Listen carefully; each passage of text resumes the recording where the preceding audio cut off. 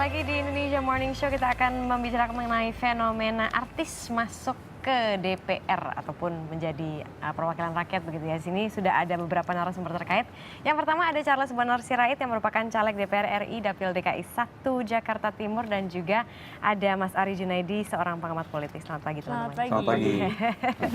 Ini kita akan bahas mengenai fenomena. Sekarang itu statusnya yang mau nyalek itu ada berapa sih selebriti? Kalau di DPR RI itu sekitar 44 artis yang maju menjadi caleg dari DPR RI. Ini belum lagi terhitung DPRD 1, DPRD 2. Tapi biasanya yang maju DPRD 1 dan 2 ini adalah artis-artis yang tingkat lokal ataupun daerah yang Kalau maju. dibandingkan dengan periode lalu? Ini menjadi luar biasa. Ada apa kalau begitu? Ini Jumlahnya. merupakan sebuah fenomena menarik ya dalam politik Indonesia. Ini merupakan konsekuensi dari demokrasi terbuka. Orang bisa mencalonkan, orang bisa memilih, dan bisa dipilih gitu ya. Tergantung pada konsumennya, yaitu masyarakatnya nanti. Berarti ini maksudnya Anda mengatakan tergantung pada konsumennya, bukan kompetensi? Iya, karena tidak semua masyarakat pemilih mengerti kualitas caleg yang maju gitu ya. Kita tidak melihat bahwa caleg yang maju tidak semuanya memiliki kompetensi. Berarti yang salah pemilihnya dong, bukannya artisnya dong? Pemilihnya dan parpol yang mengajukan. Memang seberapa besar sih pengaruh dari, mungkin ini kan familiaritas gitu, melihat orang yang kita kenal. Seberapa besar fenomena ini di masyarakat begitu, kalau misalnya memilih seseorang yang oke ini namanya familiar sepertinya. Iya, karena kartu suara itu, kertas suara ini menunjukkan format foto dan nama. Oleh karena itu sering artis yang nama panggungnya itu masih diembel-embelkan gitu, dicantolkan di nama resminya. Oh iya? Misalkan ya, Destiara Pancaputri, nama kerennya Destiara Tiara misalkan. Nah itu yang menjadi trademarknya para artis. Nah jarang gitu ya artis yang menonjolkan pada kemampuan sisi akademiknya. Berbeda ya kasusnya dengan Charles Bonar Sirait, beda ya. Kemudian berbeda dengan misalkan Mas Tanto Wiyaya, Rieke Diah Pitaloka, Dedi Miing Gumelar ataupun Mbak Nurul gitu ya.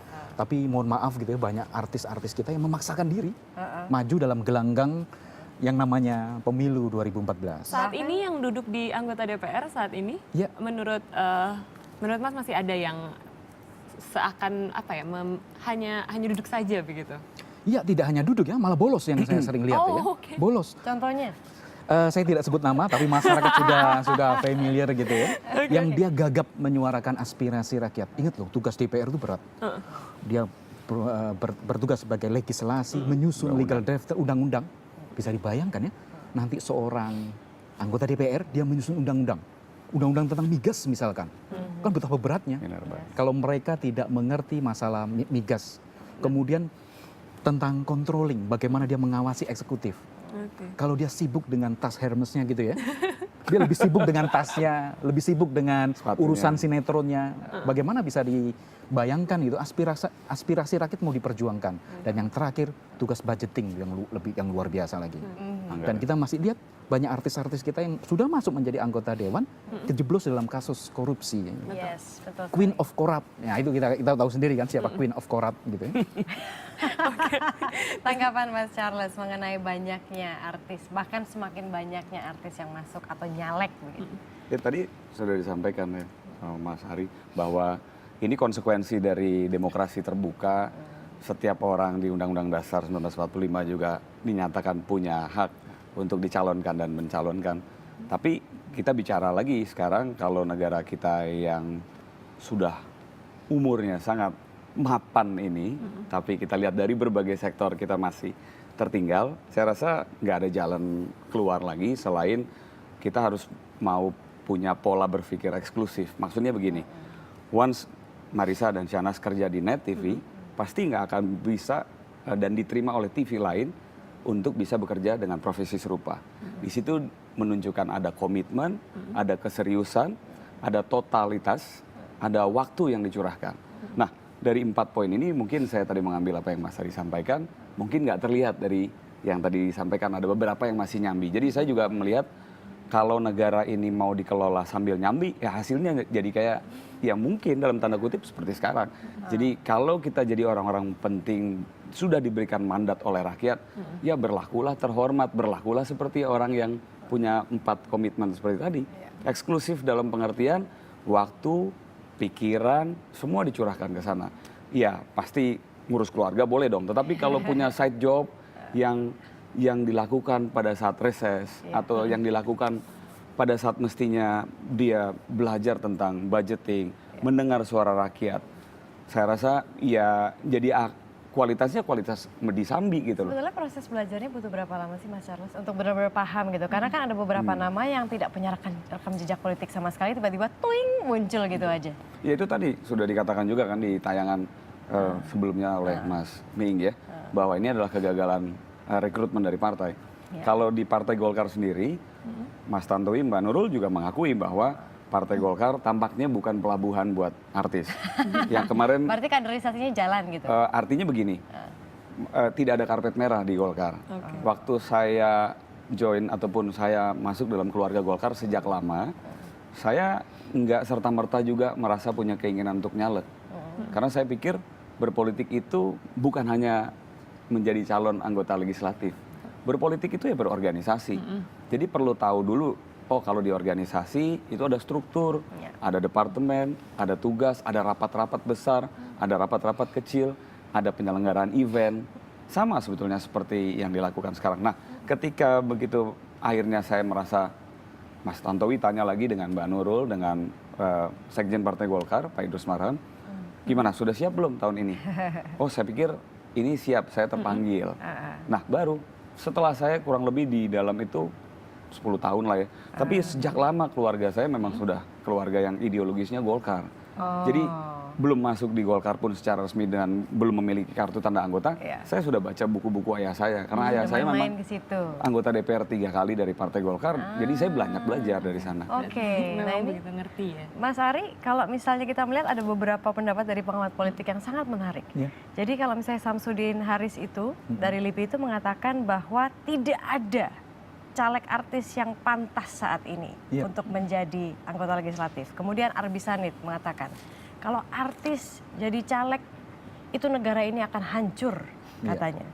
Terus kemudian Dwiki Darmawan bahkan sesama selebriti juga dari PAN mengatakan bahwa sekarang ini kalau misalnya kita lihat dari seluruh artis yang nyalek hanya 20% saja lah yang berkualitas. Tanggapan Anda mengenai hal ini? Saya tidak se-ekstrim seperti senior saya, Pak Samsudin maupun Pak Arbi Sanit ya. Tidak semua gitu ya artis yang mempunyai performance di DPR yang buruk gitu ya. Riga Diah Pitaloka, anytime kita telepon, rakyat telepon, butuh ambulan. Tapi kalau misalnya yang baru sekarang itu loh, yang baru akan gitu mau. Ya. Yang baru-baru ini saya melihat mencatat ada Charles Bonar Sirait, selain petahana ya ada Tanto Wijaya. Ada Angel Elga pula. Kalau itu mohon maaf saya kurang sependapat kalau ada Desiana Talita pula. Apal itu juga gitu ya. Kenapa Mas? Dengan segala keterbatasan dan apapun kelebihan yang dimiliki, namun sosok itu tidak pas untuk di DPR. Tapi saya setuju gitu ya, tidak selalu yang artis mempunyai pesimistis yang cukup berat gitu ya, tapi dia punya juga idealisme yang bisa mereka perjuangkan. Dan ingat, mereka bukan hanya menjadi bunga-bunga kampanye hanya untuk menarik suara atau vote gather, tapi dia juga bisa memberikan warna nanti dalam hal penyusunan undang-undang misalnya tentang tentang film, tentang radio, tentang TV. Ini yang kita butuhkan sebetulnya. Tapi juga bukan juga caleg yang misalkan kampanye bagi-bagi BH misalkan. Sudah dilakukan itu ya. Dan itu sudah dilakukan ya. Nanti variasinya banyak.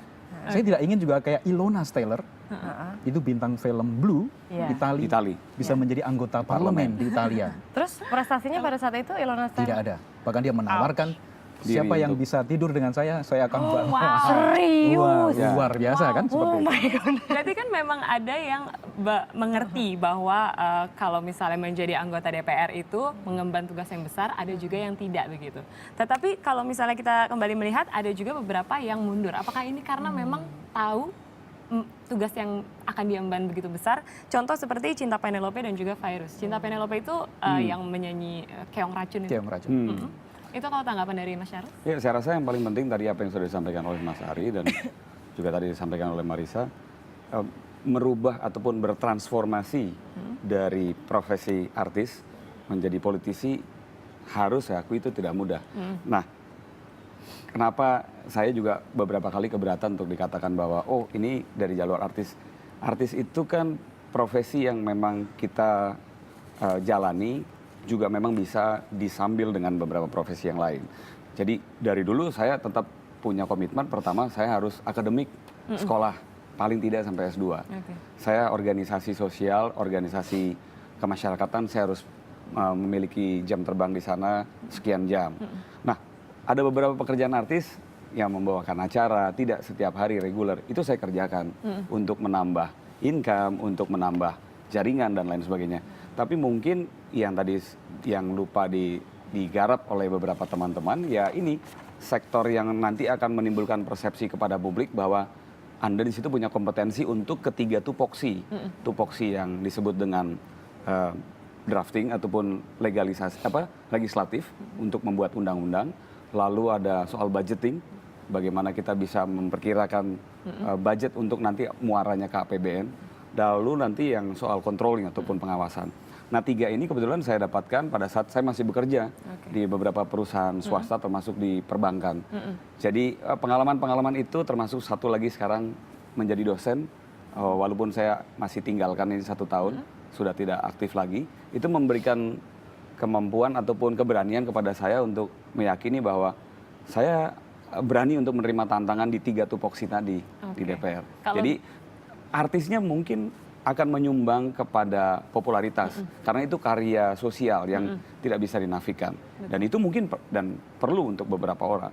Tetapi jangan lupa ada faktor-faktor lain yang mungkin seperti tadi Mas Ari lihat, nih masyarakat kelihatannya kok ngelihat nggak kurang gitu kompetensinya. Nah kompetensi ini harus disusul dari pekerjaan lain yang harus ada di kurikulum vitae-nya artis yang selama sekian tahun ini harus ditunjukkan ke publik. Oke, kalau tadi dari caleg yang mundur begitu, tapi ada juga satu artis kita sebut Tere ya. Tere juga waktu itu menjadi anggota DPR dan kemudian mundur. Apakah kalau misalnya nanti Mas Charles sudah duduk di sana begitu dan mengemban tugas yang begitu banyak, kalau mengalami tantangan bisa mundur? Nah, saya termasuk orang yang mau pergi ke DPR itu bukan karena melihat insentif ataupun bisa melihat honor, sama seperti melihat ini tawaran film menariknya judulnya berapa fee-nya, ini besar atau enggak, populer atau enggak. Saya merasa terpanggil karena memang saya punya passion yang besar di bidang pendidikan. Karena saya melihat ada permasalahan di bidang kualitas para pendidik kita yang rendah, lalu kualitas kesejahteraan para guru, kualitas infrastruktur pendidikan, sekolah-sekolah kita yang banyak yang hancur, dan yang terakhir adalah kualitas daya saing. Jadi kalau ditanya pertanyaan seperti itu, passion saya mudah-mudahan mampu mengalahkan semua hal-hal yang tadi disebutkan sehingga tetap membuat saya tetap stay walaupun mungkin saya harus kerja keras. Tapi jadi akhirnya kalau sudah ada mimpi yang lebih besar, kadang-kadang pekerjaan yang sakit sekalipun itu akan terlupakan. Nah saya rindu untuk bisa ngelihat guru tidak nyambi lagi jadi tukang ojek, tidak nyambi lagi jadi tukang laundry kiloan karena masih guru honorer dan pendapatannya 500.000. Saya rindu untuk berjuang bagi mereka supaya pemerintah angkatlah mereka. Dan memang kalau tidak memang punya kemampuan untuk mengangkat guru honorer, ya didesain dong berapa sebetulnya kebutuhan guru itu. Jadi jangan lagi ada guru honorer, guru tetap. Karena dia semua orang pasti mendambakan pekerjaan tetap. Itu menjadi salah satu program Anda ya? Itu menjadi salah satu perjuangan saya. Jadi kalau ditanya apakah saya mundur atau tidak, sebelum mimpi saya terkabul untuk menyejahterakan para guru, mudah-mudahan saya nggak mundur oleh kekuatan Tuhan dan juga rakyat. Amin. Mas Ari, tanggapan Anda mengenai anggota DPR dari kalangan artis yang mundur, fenomena apa ini sebetulnya, apa yang terjadi? Mereka tidak bisa mengikuti ritme kerja DPR yang benar gitu ya. Bahwa kerja DPR itu kan cukup berat. Dia harus juga rajin mendatangi konstituen. Yang non artis juga bukannya kadang tidak bisa mengikuti ya Mas Ari? Iya banyak. Iya. Kita lihat dalam sidang paripurna DPR dari 550, 360 tidak hadir. Bahkan yang lebih parah, tidak hadir tapi absennya ada. Nah, ini anggota DPR gentayangan. Ya. Itu betul nggak sih kalau misalnya tanda tangan itu dapat uang? Betul Iya, nggak sih? absensi itu ada uang hadir. Oke. Namun yang saya melihat gitu ya, banyaknya artis ini akan menjadi fenomena menarik di pemilu mendatang. Menariknya? Ada survei terbaru di bulan Januari dari 1.200 responden di 33 provinsi hanya 16,1% yang memilih artis. Betul, itu lebih Ya, full rendah. tracking ya, betul. Betul kan, lebih Betul. rendah dibandingkan orang yang percaya pada politisi. Iya, politisi dipilih oleh 50,1%. Betul. Namun ini bukan juga gambaran bahwa artis mempunyai rekam jejak yang buruk ya. Kalau kita lihat kasus-kasus korupsi gitu ya, justru paling banyak juga dilakukan oleh yang non artis di DPR. Jadi kita tidak bisa mendikotomi mana artis, mana yang tidak gitu ya. Cuma nanti memang betul rakyat akan menjadi pemilihnya. Mereka akan memilih, oh dia akan memperjuangkan guru, akan saya pilih. Oh dia akan memperjuangkan BH, itu yang saya akan pilih misalkan. Nah itu yang terjadi kan. Tapi kalau kita analisa pemilih kita, Iya. Mas Ari, sebetulnya orang-orang atau para pemilih yang akhirnya memilih artis hanya berdasarkan wajah atau kefamiliaritasan saja, itu berapa persen sih dibandingkan masyarakat Indonesia secara keseluruhan? Tidak ada penelitian yang eksak gitu ya menceritakan bagaimana orang memilih wajah gitu ya. Iya. Tapi yang dipilih adalah mereka yang dekat dengan rakyat. Berarti maksudnya tipe pemilihnya seperti apa gitu? Sebenarnya rakyat itu gampang untuk kita dekati. Mereka memilih caleg-caleg yang biasa-biasa saja, tapi yang bisa kerja yang luar biasa. Nah, ketika caleg nih, ketika kampanye, ada masyarakat di dapilnya dia meninggal, dia datang. Nah, seharusnya ketika jadi anggota DPR, dia datang juga. Jangan ketika kampanye dia datang, tapi ketika sudah jadi anggota DPR tidak. Nah, seharusnya caleg-caleg ini lebih membumi. Lebih membumi. Berarti apa yang harus pemilih perhatikan sebelum mereka memilih calegnya? Untuk sekarang ya? Ya, ini kalau saya ingat karena di net ada iVote gitu ya. iVote. Bahwa mereka pertama mereka harus melihat jejak rekamnya. Oke. Kemudian mereka harus lihat track recordnya. Apakah siapapun calegnya, termasuk artis, apakah mereka lebih ramai kehidupannya dengan kasus-kasus kontroversial, misalkan nikah siri yang hampir setiap saat, kemudian apakah mereka yang lebih banyak memperjuangkan rakyat, yang turun ke bawah, yang membantu guru misalkan, yang punya perhatian lebih. Itu justru mereka harus membidik dari sekarang. Berarti jadi pemilih harus menjadi pemilih yang cerdas Pemilih pula. yang cerdas. Sekarang ada fenomena menarik juga nih, Mas Ari, caleg seksi. Gitu ya. Dari satu partai aja. PKPI itu seksinya banyak ya Nas? Banyak. Ada Desti Artalita, ada Kamel Camelia Petir. Camelia Petir. Nah, itu tanggapan dari Mas Ari kira-kira apakah itu nanti akan mewarnai jalan-jalan ibu kota kalau foto-fotonya memang seksi begitu? Tapi ingat ya, sekarang banyak di masyarakat sudah mulai punya pendapat, jangan pilih caleg pohon. Maksudnya Apa caleg itu? pohon? Caleg yang Balihonya ada fotonya di pohon. Nempel di pohon. nempel, poster-posternya nempel. Oh ya? Karena itu Tapi menyakiti kalau pohon. cewek Betul, karena seksi menyakiti pohon ya. Oh, Dipaku kan, ada Ah. dipaku, ada Pada kampanye talinya itu gitu. udah nyakiti pohon gitu ya, apalagi mereka terpilih nanti Menyakiti jangan-jangan manusia. menyakiti rakyat gitu ya. Oleh karena itu sekarang banyak pemilih, saya tidak akan pilih caleg pohon mas. Tapi sekarang semua orang suka dengan perempuan seksi, baik perempuan Iya. maupun laki-laki. Iya. Lalu Caleg ini seksi ya? sebetulnya ada apa yang terjadi sih? Ada fenomena caleg seksi ini? Ya sebenarnya seksi merupakan anugerah juga ya. Betul. Tapi oleh karena itu tidak hanya seksi, tapi seksi dalam pemikiran yang seharusnya dari rakyat gitu. Tapi rakyat udah pinter kok, rakyat kita udah pinter, mereka akan bisa memilih, mereka akan menjadi pengadil yang terbaik bagi caleg-caleg yang berlaga. Ingat ada ribuan caleg, sehingga nanti masyarakat dibuat bingung mana pilih yang mana gitu ya. Tentu pilih yang ada di hati dan pilih yang sesuai dengan aspirasi Kalau mereka. yang ada di hati memang yang wanita seksi? Nah itu Ada di dari persepsi mata lagi ya, mungkin. persepsi pemilihnya. Tapi yang jelas gitu ya, mereka sudah melihat banyak artis anggota DPR kita yang seksi justru tidak memperjuangkan rakyat. Betul. Tapi ada yang justru wajahnya biasa-biasa Sederhana. saja gitu ya. Tapi dia bisa merakyat seperti Mas Miing, Mas Deddy Miing Gumelar. Dia luar biasa, dia sangat dikenal di konstituennya. Iya. Oleh karena itu ini merupakan sebuah pelajaran bagi kita dan kegagalan partai politik melakukan kaderisasi sehingga dia pakai cara instan menarik artis menjadi caleg agar mereka dapat mengumpulkan suara. Mereka tidak berpikir ke depannya. Nah, yang paling harus dilakukan segera adalah artis ini merupakan aset bangsa juga. Tapi asalkan artis yang seleranya tuh sama kayak Charles Bonar, kayak Tantowi gitu ya, kayak Nurul Pokoknya Arifin. kerja Ya, lah. bisa bermetamorfosis dan bisa belajar. Oke, Bukan baik. yang mereka datang hanya Iya.